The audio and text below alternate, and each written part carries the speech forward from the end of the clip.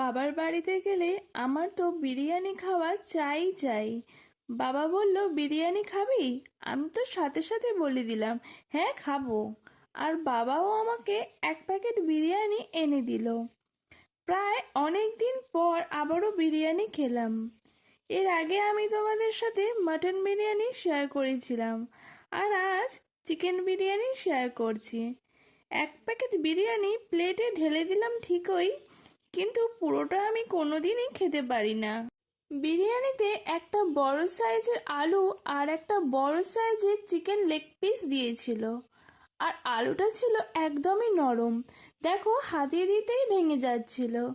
আর চিকেনটাও ছিল ভীষণ ভালো কুক হয়েছিল। একটু চিকেন আর একটু আলু, সাথে কিছুটা বিরিয়ানির রাইস দিয়ে খেতে জাস্ট ফাটাফাটি লাগছিল। আর তোমরা বিরিয়ানি ভালোবাসলে অবশ্যই একটা লাইক করে দিয়ে যেও।